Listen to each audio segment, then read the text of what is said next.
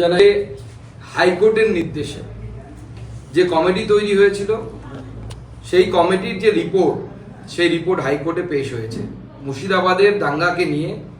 সেই কমিটির রিপোর্টে যে বিষয়বস্তুগুলো উঠে এসেছে সেই বিষয়বস্তুগুলো আপনারা সকলেই জানেন। আজকে প্রেস কনফারেন্সের মূল উদ্দেশ্য সেই বিষয়গুলোকে আপনাদের সামনে আরেকবার তুলে ধরা। প্রথমত বলি যে মমতা বন্দ্যোপাধ্যায় বারবার বলে গেছিলেন যে এই দাঙ্গা বা এই দাঙ্গাকারীরা বাইরে থেকে এসেছিলেন। অনেকে এই ধরনেরও হাইপোথিসিস দেয় তৃণমূল কংগ্রেস নেতারা, যে যারা বলছিলেন বিএসএফ নাকি গেট খুলে দিয়েছে, বাংলাদেশ থেকে লোক এসে ঢুকে গেছে, দাঙ্গা করেছে, যাওয়ার সময় আবার বিএসএফ গেট খুলে দিয়েছে, তারা বাংলাদেশে চলে গেছে। তৃণমূল কংগ্রেসের মুখপাত্রদের মুখে এই ধরনের আমরা অদ্ভুত টাইপের কথা শুনেছিলাম। আজকে এই যে রিপোর্ট, এই রিপোর্ট পরিষ্কার বলছে যে লোকাল পাবলিক যারা, আমি রিপোর্টের একটা অংশ আমি পড়ে শোনাচ্ছি আপনাদেরকে। The residents of Shamsherganj, Hijaltala, Sutilitala, Shivlitala, Digri, they came masking up their faces। অর্থাৎ বাংলা করলে দাঁড়ায় এই সমস্ত অঞ্চলের, অর্থাৎ শামশেরগড়, হিজলতলা, শিউলিতলা, ডিগ্রি, সেখান থেকে আর স্থানীয় বাসিন্দারা এসেছিলেন যারা বাড়িঘর ভ্যান্ডালাইজ করেছেন। সেই তারা এসেছিলেন মুখ ঢেকে নিয়ে, গামছা দিয়ে বা কোনো কাপড় দিয়ে মুখ ঢেকে দিয়ে, মাস্ক করে তাদের মুখকে যাতে চেনা না যায়।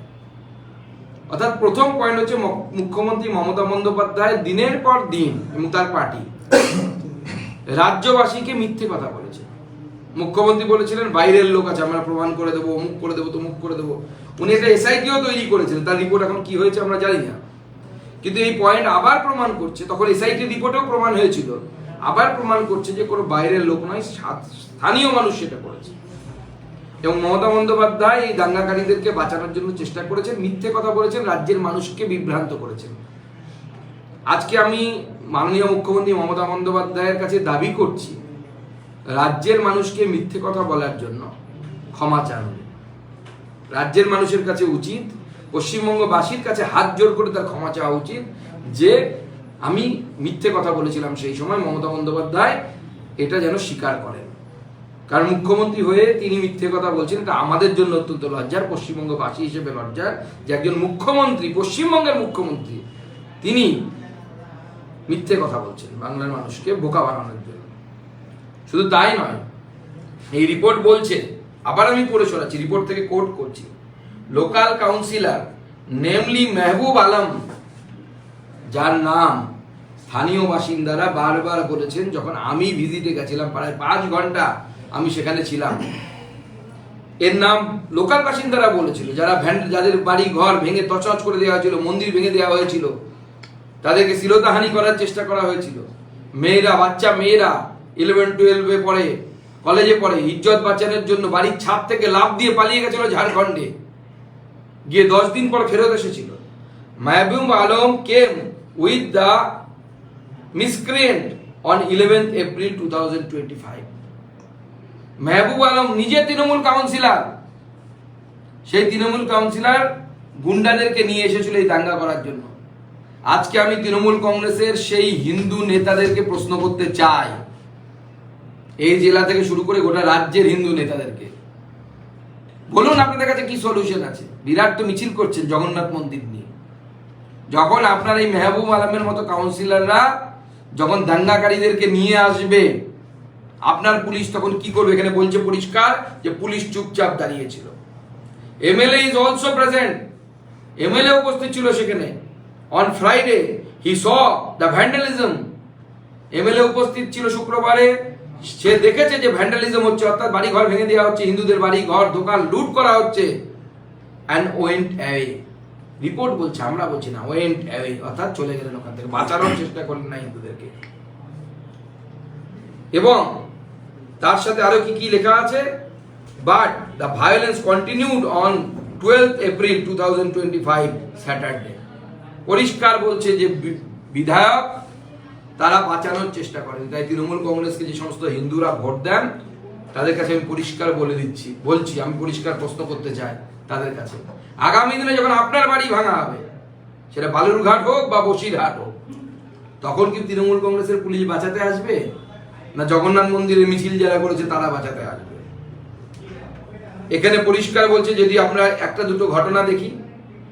ভাদু মণ্ডল জানিয়েছেন এই কমিটিকে, যার বাড়িঘর ভাঙা হয়েছিল, শুক্রবার 11 এপ্রিল বিকেল 4:40 নাগাদ তাদের দোকানপাট লুট করে নেওয়া হয়। পরের দিন দুপুরবেলা তাদের বাড়িতে এসে আগুন লাগিয়ে দেওয়া হয়।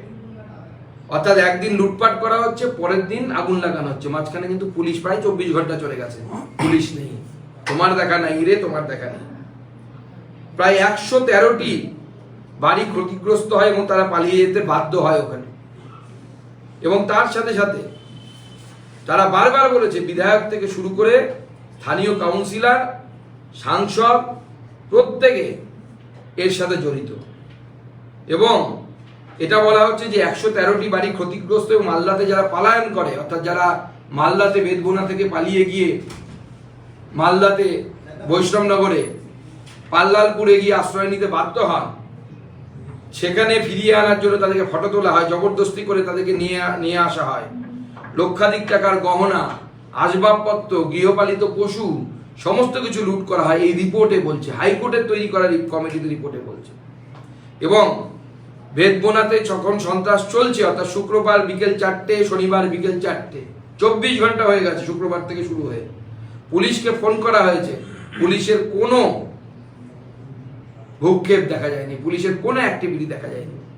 অমিত চাঁদ মণ্ডল, দেবাশিস ঘোষ, এদের বাড়ি ভাঙচুর করা হয়েছে। দেবাশিস ঘোষ জানিয়েছে যে তার বাড়ি যখন ভেঙে ফেলা হয় সে পালিয়ে যায়, প্রশাসন তাকে চাপ দেয় বাড়ি পরিষ্কার করার জন্য।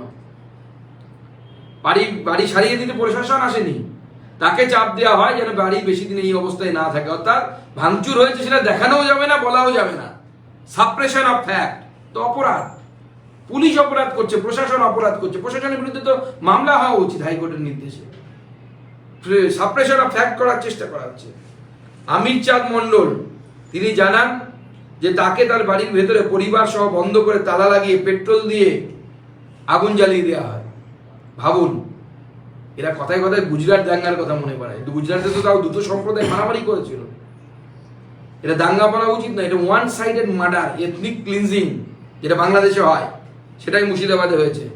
তারপরে তারা বলছে বিএসএফ এসে তাদেরকে রক্ষা করে। আর মমতা বন্দ্যোপাধ্যায় এই বিএসএফ এর বিরুদ্ধে আঙুল তুলছেন। মমতা বন্দ্যোপাধ্যায় বলছেন যে এই বিএসএফ গুলি চালিয়েছে বলে অশান্তি হয়েছে।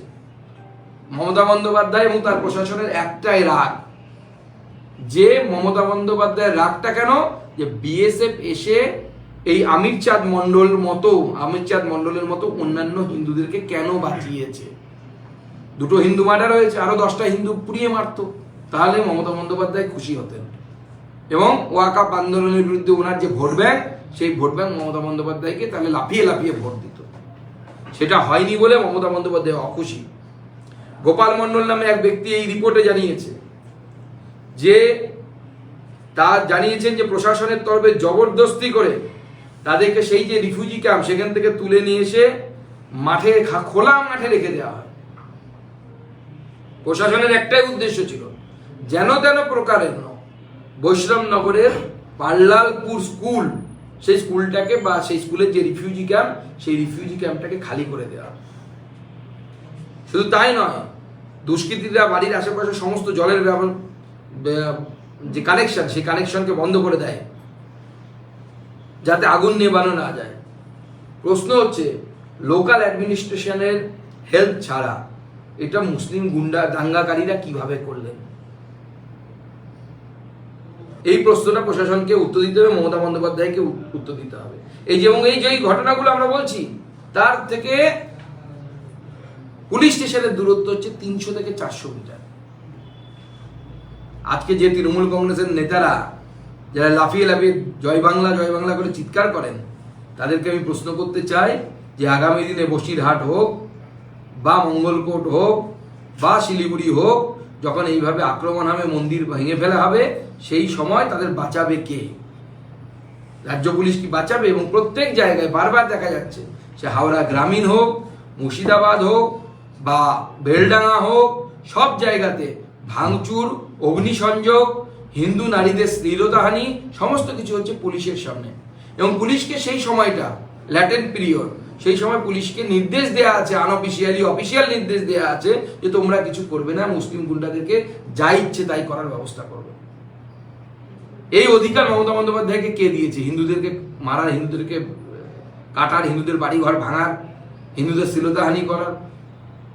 মমতা বন্দ্যোপাধ্যায়ের এটা দায়িত্ব, এটা রেসপন্সিবিলিটি নিতে হবে। আমরা মহামান্য আদালতের কাছে আবেদন করব যে মহামান্য আদালত রেসপন্সিবিলিটি ফিক্স করুন, কার দায়িত্ব ফিক্স করুন। কেন প্রশাসন নড়েনি? বিএসএফ আসার আগে পর্যন্ত রাজ্য প্রশাসন, জেলা পুলিশ কেন ফিল্ডে নামেনি? এর এনকোয়ারি হওয়া দরকার, তদন্ত হওয়া দরকার। কার নির্দেশে নামেনি? কে নির্দেশ দিয়েছিল যে পুলিশকে যে হিন্দুদের বাড়িঘর ভাঙলে চুপচাপ দাঁড়িয়ে থাকো? এই তদন্ত হওয়া দরকার, এবং সেই ব্যক্তির আমরা উপযুক্ত শাস্তি দাবি করছি। এবং আগামী দিনে এই রিপোর্টটা আমি প্রত্যেক বাড়ির যারা তৃণমূল করেন, তৃণমূলকে ভোট দেন, সেই সমস্ত হিন্দুদেরকে একবার পড়ে দেখতে বলবো। এটা আপনার ভবিষ্যৎ। আমরা বাচ্চা জন্মালে আগে ঠিকুজি কুষ্টি করতো, সেখানে জাতকের রাশি, আগামী দিনে জাতকের কি হচ্ছে সেটা জানা যেত। এই যে রিপোর্ট, এই রিপোর্টটা একবার পড়ুন।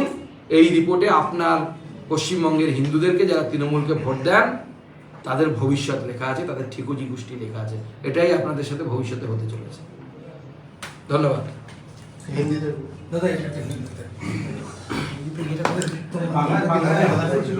তোমাদের প্রশ্ন আছে কিছু? দাদা, হুমায়ুন কবিরের নিশানায় ফিরহাদ হাকিম ও সিদ্দিকুল্লাহ চৌধুরী। বাঙালি মুসলিমদের মধ্যে ফিরহাদ হাকিম এবং সিদ্দিকুল্লাহর গ্রহণযোগ্যতা নাকি দিন দিন কমছে, প্রভাবও কমছে, এটা বলছেন হুমায়ুন কবির, কি বলবেন? দেখুন, এখন এই মুসলিমদের মধ্যে লড়াই চলছে, তৃণমূলের মুসলিম নেতাদের মধ্যে, যে কে আগামী দিনে জিন্না বা সোহরাওয়ার্দী হবে, সেই পদ নিয়ে লড়াই চলছে। সেই লড়াই এখন কখনো ফিরহাদ হাকিম সাহেব তো অ্যাকচুয়ালি হিন্দিভাষী মুসলিম, উনি বাঙালি নন। ফিরহাদ হাকিম বাঙালি নন। ফিরহাদ হাকিমের বাবা ঠাকুরদা এরা গোয়া থেকে এসেছিলেন, তো গোয়া বলছি, গয়া থেকে এসেছিলেন, অর্থাৎ ওনারা হিন্দিভাষী হিন্দিভাষী মুসলিম। তো স্বাভাবিকভাবে যারা মুর্শিদাবাদের মুসলমান আছে তারা হচ্ছে বাংলাভাষী মুসলিম। এদের মধ্যে এখন ক্ষমতার লড়াই, কে সোহরাওয়ার্দী হবে, কে জিন্না হবে, তাই নিয়ে লড়াই চলছে। মুর্শিদাবাদের হিংসার ঘটনায় 26-এ ভোটের প্রভাব ফেলবে হুমায়ুন কবির আবারও বলছেন। না, সে তো হিন্দুরা যদি এটা না বুঝতে পারে, আমি যেটা বললাম যে এই রিপোর্ট হচ্ছে হিন্দুদের আগামী দিনের ভবিষ্যৎ কুষ্টি, এটা যদি হিন্দুরা না বুঝতে পারে তাহলে আগামী দিনে হিন্দুদের এই অবস্থায় হবে। তো স্বাভাবিকভাবে ভোটের প্রভাব পড়বে। আমার মনে হয় হিন্দু সমাজ এতটা বোকা নয়, বা যারা সমস্ত হিন্দু নেতারা তৃণমূল কংগ্রেস করে, সবার তো আর ছেলে মেয়েকে মনে হয় গুজরাট পাঠাতে পারবেন না, বা আইআইটি কানপুর কুণাল ঘোষের মতো পাঠাতে পারবেন না। বা নিজের পক্ষে যে সৌরভ গাঙ্গুলিকে এখন মমতা বন্দ্যোপাধ্যায় ব্যবহার করছেন বিভিন্ন জেলায় জেলায় গিয়ে তৃণমূলের ঝান্ডা না ধরে তৃণমূলের প্রচার করতে, তাদের আমি একটা কথাই বলবো, মাথায় রাখবেন, সৌরভ গাঙ্গুলির মেয়ে কিন্তু লন্ডনে থাকে, ভবিষ্যতে সৌরভ গাঙ্গুলিও লন্ডনে থাকবেন, আপনাকে আমাকে কিন্তু পশ্চিমবঙ্গে থাকতে হবে। সেই জন্য বুঝে নিন ভবিষ্যৎটা। উত্তরবঙ্গের ভোটের দিকে নজর শাসক ও বিরোধীদের। 3 দিনের সফর মুখ্যমন্ত্রী, 29-এ আসতে পারেন প্রধানমন্ত্রী, পাশাপাশি রয়েছে শুভেন্দু অধিকারীর একাধিক কর্মসূচি। উত্তরবঙ্গের ভোট ধর্মরা অনেক বেশি আলোচনায় উন্নয়ন, কি বলবেন এটা নিয়ে? শাসক থেকে বিরোধী সকলেরই চোখ এখন উত্তরবঙ্গের নিয়ে। দেখুন, উত্তরবঙ্গের উন্নয়ন নিয়ে বিজেপি সবসময়ই সবার আগে কাজ করেছে, বা সব থেকে বেশি গুরুত্ব দিয়েছে। আজকে মমতা বন্দ্যোপাধ্যায় গতকাল অনেক বড় বড় কথা বলেছেন। মমতা বন্দ্যোপাধ্যায়কে প্রশ্ন করুন তো, মমতা বন্দ্যোপাধ্যায় যখন রেলমন্ত্রী ছিলেন, উত্তরবঙ্গের রেলের জন্য কত বরাদ্দ ছিল, আর আমরা এনজিপি স্টেশনে, শুধু একটা স্টেশনে কত কোটি টাকা বরাদ্দ করেছি? 13,000 কোটি টাকার মতো দেওয়া হয়েছে বাগডোগরা এয়ারপোর্টের এক্সটেনশনের জন্য, যেটা উত্তরবঙ্গের আগামী দিনের প্রাণকেন্দ্র হতে চলেছে, যেহেতু ওখানে এয়ারপোর্টটা আছে। যে পরিমাণ ন্যাশনাল হাইওয়ে, এশিয়ান হাইওয়ে 2 তৈরি হয়েছে, এলিভেটেড রোড, এই বিপুল পরিমাণ টাকা ইনভেস্টমেন্ট, এমনকি আমাদের এই প্রান্তিক জেলা, সেই জেলার জন্য 1300 কোটি টাকা স্যাংশন হয়েছিল, ল্যান্ড নিয়ে অ্যাকুইজিশন হওয়ার পরে সেই টাকাটা আবার ফেরত চলে গেল।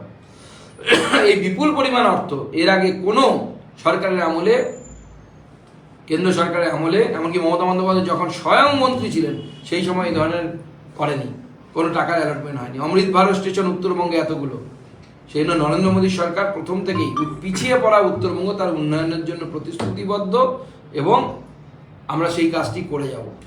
আজ উত্তরবঙ্গে প্রশাসনিক বৈঠক করবেন মুখ্যমন্ত্রী। 8 জেলার প্রশাসনিক আধিকারিকদের নিয়ে বৈঠক, উপস্থিত থাকবে বিধায়করাও। কি করতে হবে তা নিয়ে আলোচনা দুপুর 12টায় উত্তরপাড়ায় হচ্ছে এই বৈঠক হবে। না, এটা তো প্রশাসনিক বৈঠক না, এটা হচ্ছে তৃণমূল কংগ্রেসের বৈঠক। প্রশাসনিক বৈঠক বলছেন কেন? প্রশাসনিক বৈঠক হলে তো সমস্ত এমপি এমএলএদের আমন্ত্রণ পাওয়া উচিত ছিল। আমি তো কোনো আমন্ত্রণ পত্র পাইনি। বা আমাদের যারা বিধায়ক, এখানে 3 জন বিধায়ক আছে এই জেলায়, আমাদের উত্তরবঙ্গে 30-এর বেশি বিধায়ক আছে, তো তারা তো কোনো আমন্ত্রণ পত্র পাননি। সংখ্যাগরিষ্ঠ বিধায়ক বিজেপির এই উত্তরবঙ্গে, আপনি তাদেরকে বাদ দিয়ে উত্তরবঙ্গের উন্নয়ন করে দেবেন? মমতা বন্দ্যোপাধ্যায় নিজেকে ভাবেন কি খলিফা নাকি? কলকাতার রাস্তায় শ্লীলতাহানি ও ধর্ষণের চেষ্টার অভিযোগ, লেনিন সহনীর কাছে এক তরুণীকে ধর্ষণের অভিযোগ। অভিযুক্ত চিটাগড়ের বাসিন্দা যুবককে আটক করে চলছে জিজ্ঞাসাবাদ। না, কলকাতা তো এবং পশ্চিমবঙ্গ তো আগামী দিনে রেপের ক্যাপিটাল হয়ে যাচ্ছে এই দেশের মধ্যে।